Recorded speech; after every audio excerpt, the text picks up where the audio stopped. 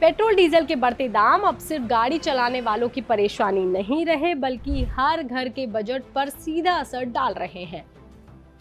हर कुछ दिनों में कीमतें बढ़ रही हैं, जिसका असर रोजमर्रा के जीवन पर पड़ रहा है। रोजमर्रा का जीवन महंगा होता जा रहा है, लेकिन इससे आप बच सकते हैं।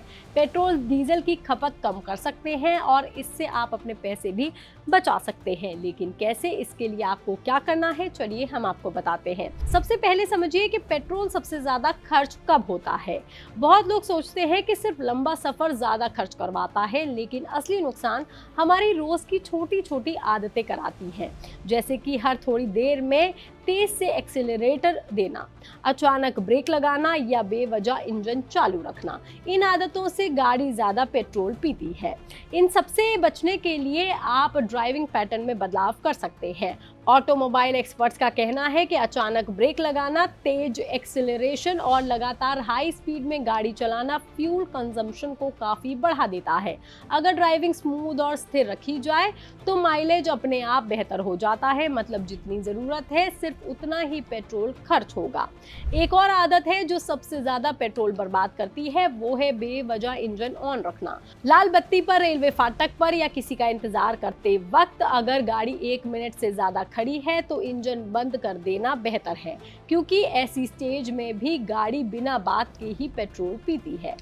इसमें दूसरा सबसे बड़ा फैक्टर है गाड़ी की मेंटेनेंस। बहुत लोग इसे नजरअंदाज कर देते हैं, लेकिन असल में फ्यूल सेविंग में इसका बहुत बड़ा रोल होता है। जब गाड़ी की नियमित देखभाल नहीं होती तो धीरे धीरे उसकी परफॉर्मेंस गिरने लगती है और पेट्रोल ज्यादा खर्च होने लगता है, क्योंकि ऐसे गाड़ियों के एयर फिल्टर जाम हो जाते हैं या फिर टायरों में हवा कम हो जाती है।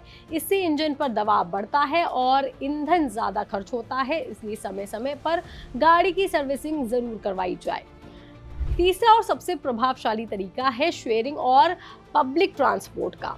अगर आप रोज ऑफिस या किसी तय रूट पर जाते हैं तो अकेले गाड़ी चलाने की बजाय आप कारपूलिंग करना एक बहुत बड़ा समझदारी भरा विकल्प हो सकता है। जब एक ही रास्ते पर जाने वाले लोग एक साथ सफर करते हैं तो पेट्रोल डीजल का खर्च कई हिस्सों में बढ़ जाता है और हर व्यक्ति पर आने वाला बोझ काफी कम हो जाता है।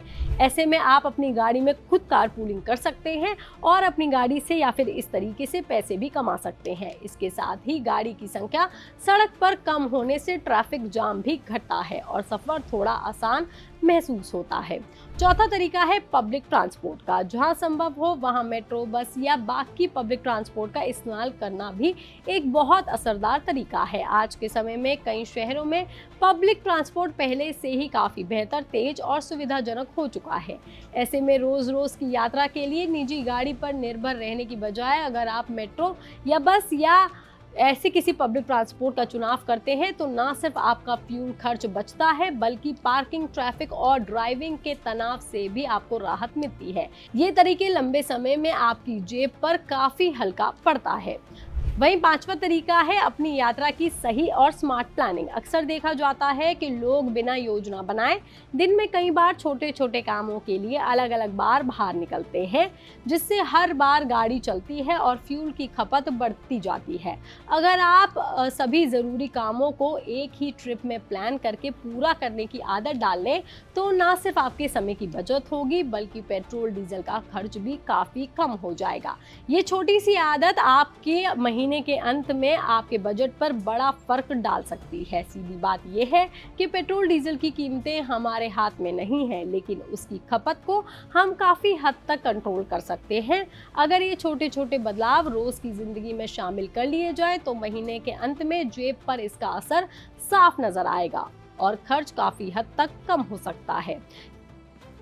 ये खबर, ये जानकारी आपको कैसी लगी, आप हमें कमेंट करके जरूर बताएं। बाकी तमाम खबरों के लिए आप देखते रहिए लोकमत हिंदी।